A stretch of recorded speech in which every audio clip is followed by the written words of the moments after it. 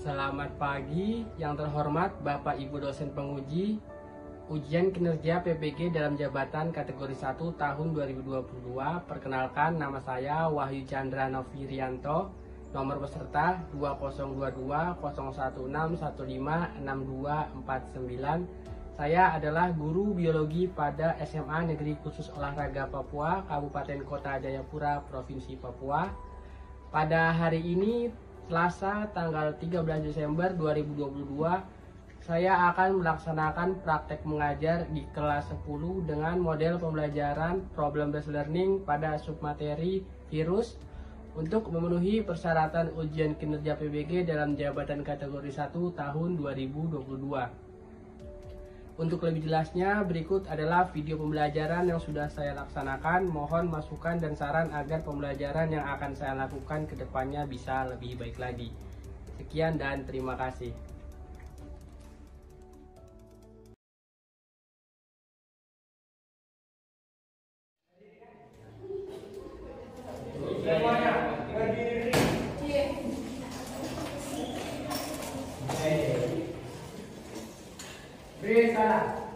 Selamat pagi, Bapak Guru.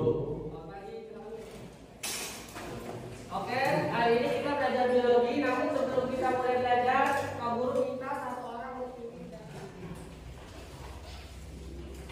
Mulai kegiatan kita di pagi hari ini, mari kita berdoa. Kalau pengen memberi contoh, Tuhan terima kasih atas kegiatan kami. Kami akan mulai dengan kegiatan kami di pagi hari ini. Kiranya kegiatan ini dari awal ke depan sampai akhirnya Tuhan alaskan nama Bapa, Anak, dan Roh Kudus. Amin. Amin. Terima kasih ya. Amin. Terima kasih ya. Sebelum Pak Guru mulai, Pak Guru bertanya siapa yang tidak hadir hari ini. Agustinus Paro. Agustinus kemana dia? Sakit. Masuk pada materi bab virus. Virus, kemarin kita sudah belajar tentang keanekaragaman. Tentang keanekaragaman hayati. Yang penyebaran hewan dan tumbuhan di Indonesia. Sekarang kita masuk pada bab virus. Namun sebelum masuk, Pak Guru minta kalian untuk pakai kertas. Pak Guru minta kerjakan soalnya begini aja, A, B, C, kasih nomor tuh, baru A. Pak Guru kasih waktu 5 menit.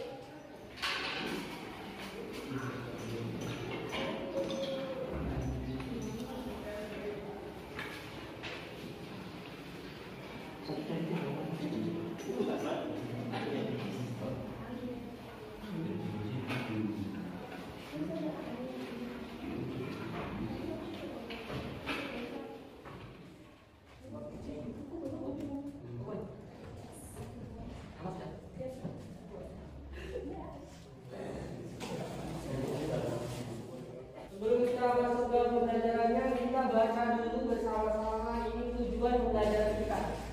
Setelah mengikuti kegiatan pembelajaran dengan menggunakan model pembelajaran problem based learning dengan menggunakan media pembelajaran video pembelajaran, diharapkan yang pertama siswa mampu mengidentifikasi Struktur dan ciri-ciri virus dengan benar. yang kedua siswa mampu menjelaskan proses replikasi virus dengan benar. Yang ketiga Siswa mampu membedakan aplikasi virus dan yang keempat siswa mampu menyimpulkan hasil pembelajaran virus dengan tepat. yang Siswa mampu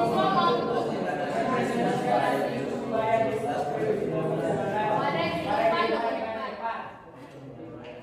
Oke, coba kalian lihat dulu nih.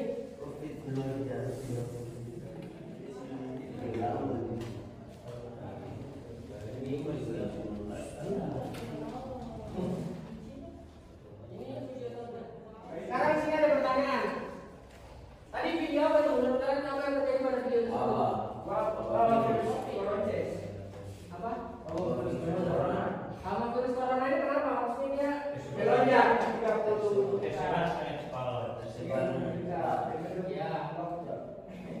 Yang kedua, apakah hal yang sama juga terjadi di daerah kalian? Ya. Ya. Jadi sama. Waktu kemarin bikin apa waktu lockdown corona? Di rumah. Ada yang kita akan belajar hari ini nih.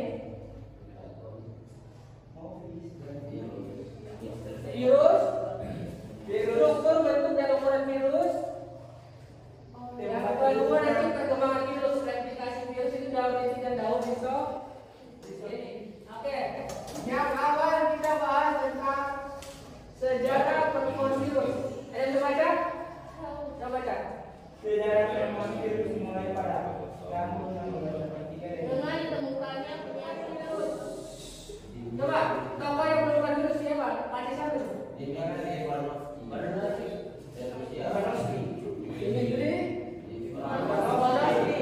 Pada tahun berapa? Coba baca. Pada tahun 1992 di distrik Penoski, seorang ilmuwan Rusia melakukan percobaan dengan menyaring getah tanaman tembakau yang sakit dengan menggunakan saringan bakteri. Selanjutnya hasil saringan tersebut dikeluarkan pada tanaman tembakau yang sehat. Ternyata tanaman tembakau yang sehat tersebut menjadi sakit.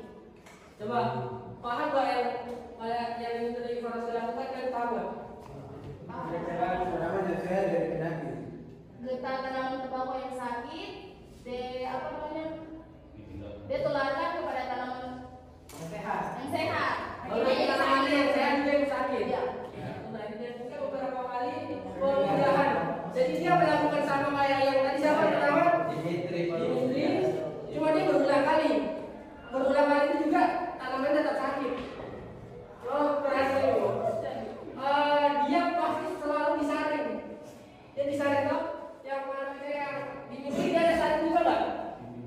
ada memang ada proses Ini kok dia menggunakan saringan bakteri. Jadi dua ilmuwan ini dia melakukan saringan pada getah tadi. Waktu disaring, tapi tanamannya tetap sakit. Ini menunjukkan bahwa apa? Virusnya apa? kuat Apa? Saringan itu kira-kira bagaimana saringan itu? Kalian pernah saring lama nggak? pernah Pernah tahu? Tujuannya saring lama itu supaya apa? supaya bersih datanya Supaya ampasnya nggak dimasuk. Supaya tanamannya tidak masuk. Iya. Tapi saat disaring, getah bisa disaring, virusnya juga tidak masuk.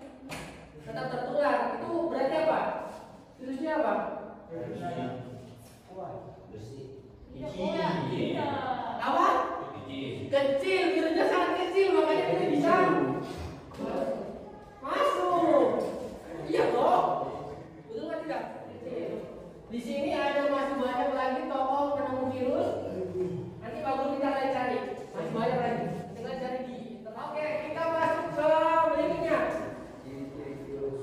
Ciri-ciri virus. Yang pertama, virus berukuran sangat kecil. Tadi terbukti dari penelitian Dimitri sama Martinus ya. Dia umurnya 0,02 sampai 0,3 nanometer. 1 nanometer itu sama dengan 1/1000 milimeter. Ya, yang kedua, tubuh virus terdiri atas seluruh proton dan huruf kapsid. Tadi kita lihat sudah. Dan bahan inti berupa RNA atau DNA. Yang ketiga, virus tidak mempunyai membran dan organ-organ sel yang penting bagi kehidupan. Yang keempat, virus hanya dapat bereproduksi jika berada dalam sel hidup atau jaringan hidup. Jadi virus itu kalau dia di luar di tangan kita, dia nggak berbahaya. Kalau kalian pegang virus di tangan, nggak berbahaya. Tapi kalau kalian sampai rumah tidak cuci tangan pakai sabun, lalu kalian makan, kalau dia sudah masuk ke dalam tubuh, itu baru berbahaya. Karena dia baru beraksi pada sel ikan yang dalam tidak. Virusnya itu dapat dideskripsikan atau diawetkan. Virus itu dapat diawetkan. Nanti kalau mau dipakai lagi untuk penelitian, dia bisa dihidupkan lagi. Sudah? Bentuk virus bermacam-macam, ada yang berbentuk batang, bola, bulat, berbentuk peluru dan berbentuk huruf T. Ini adalah jenis virus itu ada virus HIV, ada bakteriofag, ada virus influenza, ada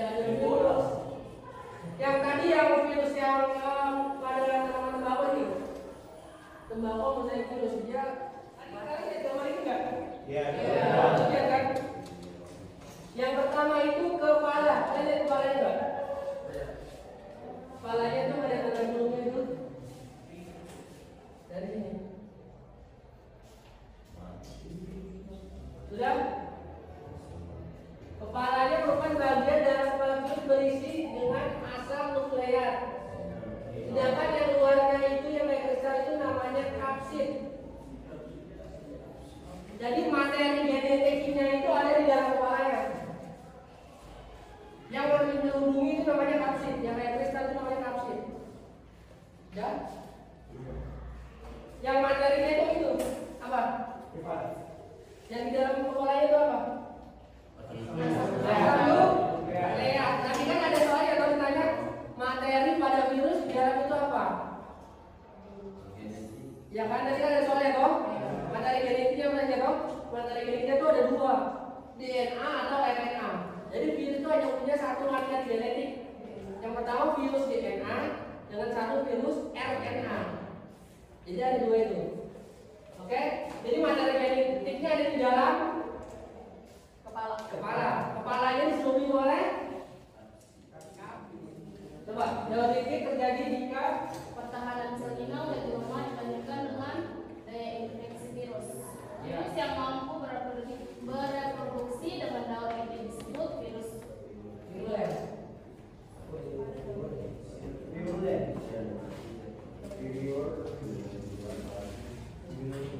Coba tahap-tahapnya ada berapa itu? Tahap-tahapannya ada berapa?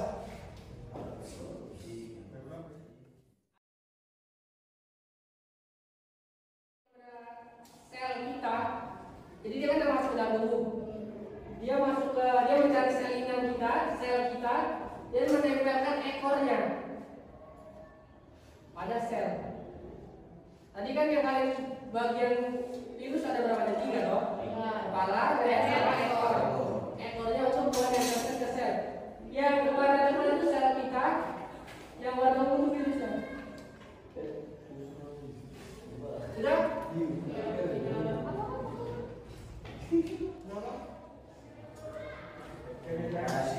Penetrasi lihat. Untuk satu ekor membuat lubang untuk masuk dinding dan penetrasi sel inang. Selanjutnya virus menginjeksikan materi genetiknya ke sel kita.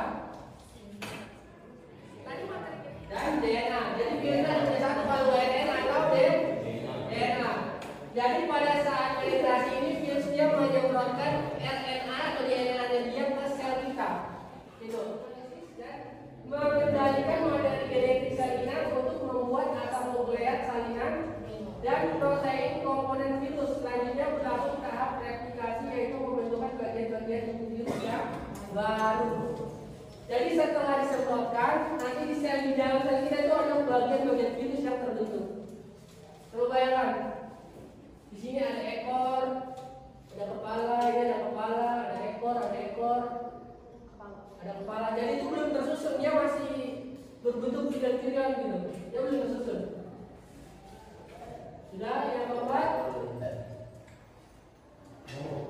perakitan. Jadi pada perakitan ini nanti virusnya terbentuk kayak virus dewasa yang tadi yang menyemprotkan. Asal usul dan protein hasil sintesis replikasi dirakit menjadi partikel-partikel virus yang lengkap sehingga terbentuk virus-virus yang intinya dapat merusak diri dia dari dalam sehingga virusnya dia keluar. Ini virusnya sudah dirakit tadi, sudah keluar. Nanti virus masing-masing virus itu menginfeksi lagi, kayak tadi ulang. Jadi semakin banyak. Paham gak? Yang pertama tahap absorpsi toh. Virus tadi apa yang disuntikan? Virusnya apa menghingga pada sel inang. Sel inang. Baru tahap 2 apa penetrasi dia virusnya dia menyemprotkan sel apanya? Materi genetiknya apa? Sel inang. Baru yang keempat apa tahap apa tadi? Tahap sintesis dan replikasi. Jadi dia mereplikasi bagian-bagian virus di dalam sel inang. Yang kelima itu tahap perakitan. Lalu yang keenam dia tahap apa tadi? Lisis atau saya menjawab. Tadi ada soal ini nggak? Ada. Berarti dia masuk pada tahap lisis toh, karena dia virus dari dalam dia sudah mulai keluar. Oke. Sudah. Jadi kita dari mana tahap ya? Sudah. Oke, kita masuk ke tahapan lisogenik. Kalau mau kalian lihat gambarnya dulu. Pada tahapan lisogenik, dia langsung dari sini. Tadi kalau yang inti kan sel inangnya apa tadi, lemah apa kuat? Lemah kan? Kalau pada lisogenik itu dia sel inangnya lebih kuat. Jadi virus tidak bisa merakit di dalam. Dia hanya menyebabkan dia punya apa tadi? DNA, materi genetik atau DNA tadi. Materi DNA virus dia bergabung dengan materi genetik pada tubuh sel inang atau sel kita pada mengikuti kita. Ya, jadi dia ada ini sel genetiknya manusia dan ini sel genetiknya virus yang warna hitam. Jadi mereka bercampur. Nanti kalau sel tubuh kita membelah, dia akan membawa sel ini. Jadi kalau dia membelah itu sama bentuknya. Jadi dia membawa materi genetik virus juga di tubuh kita. Oke? Jadi begini toh. Nanti kalau tubuh kita sudah lemah, nanti dia masuk ke tahap ini, perakitan. Pada tahap lisogenik, kalau tubuh kita sudah lemah, nanti dia masuk pada tahapan perakitan. Sedangkan kalau tubuh kita masih kuat, dia masih tahap lisogenik. Cuma dia menyebabkan menggabungkan sel materi genetik kita dengan materi genetik virus. Jadi titik itu sel inangnya dia lemah, sedangkan lisogenik itu sel inangnya dia kuat. Paham nggak? Paham? Oke, tadi ada 5 tahapan dong. 5 tahapan. Yang pertama dari apa? Absorpsi, penetrasi, sintesis, perakitan. Oke. Ada pertanyaan? Ada pertanyaan nggak? Pak Guru minta dibagi 4 kelompok aja. 1 kelompok 5 orang.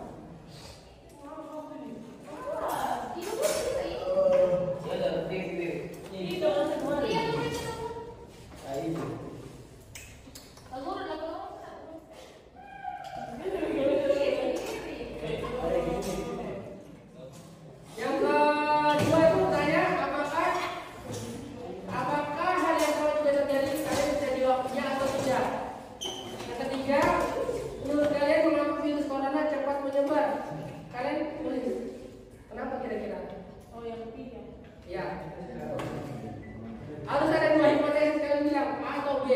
Nah itu kalian buat kesimpulannya, kalian pilih hipotesis A atau hipotesis B. Oh, pilih salah satu. Iya, pilih salah satu.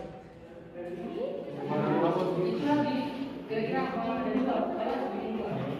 Pertama bukan jangka tapi kita satu. Kalian ada yang terjadi. Kalau jangka, kalian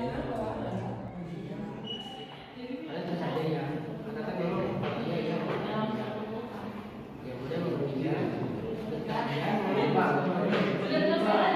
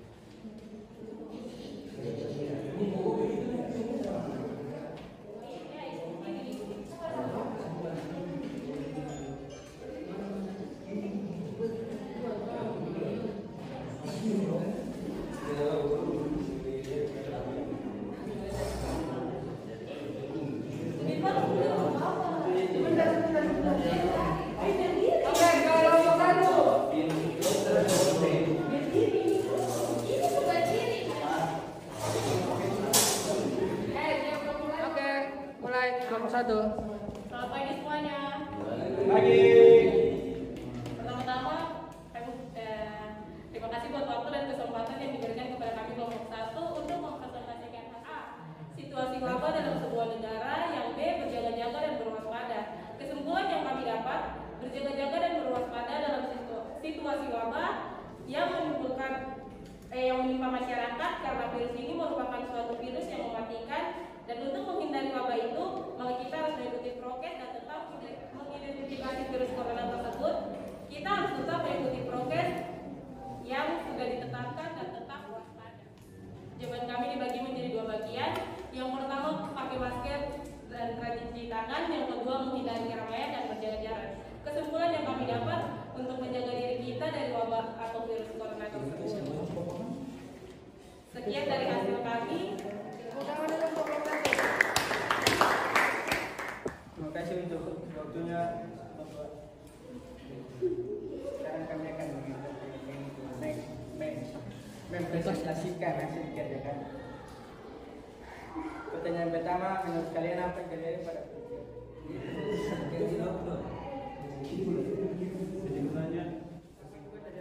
kalian? Ya. Dan yang ketiga, menurut kalian mengapa virus corona cepat menyebar? Jawaban kami ada 2, yaitu yang pertama lingkungan menjadi kotor, yang kedua virus baru dan tidak ada penangkal kerumunan dan pencegahan. Oke, sabar dulu. Ada yang mau ini nggak? Yang berkenan nggak? Oh, berarti kamu punya suara kecil. Suara bahasa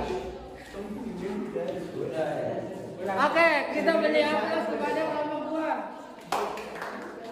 Kami kelompok 3, di sini kami kelompok 3 kami mempresentasikan hasil kita, mengingatkan orang-orang terdekat kira agar lebih menjaga kesehatan dan di rumah saja. Oke, lanjut. Soal nomor 2, apa hal yang sama juga terjadi dari daerah kalian? Jawaban kami iya. Soal ketiga, menurut kalian mengapa virus corona cepat menyebar? Jawaban kami ada 2, ya. Yang pertama, perubahan komposisi lapisan protein virus sehingga dapat masuk ke sel tubuh lebih mudah. Jawaban kedua, terjadi mutasi DNA virus sehingga membuat infeksi terjadi cepat dengan gejala. Yang kami adalah karena kita berinteraksi dengan orang jauh dan tidak mengikuti protokol kesehatan.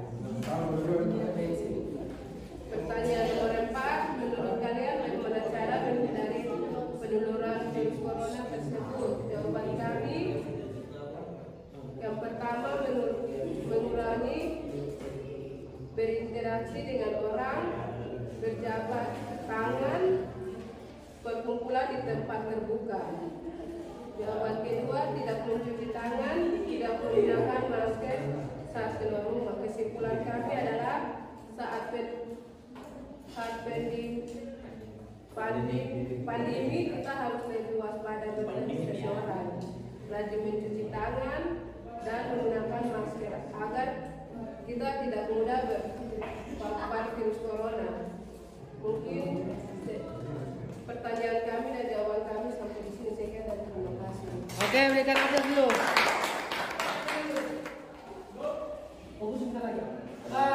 Kalian sudah dengar dari teman Mas Mani tadi, dari teman Mas Mani toh? Jika ada yang kurang kalian bisa tambahkan ke jawaban kalian. Oke? Tadi yang nomor 1 bagus.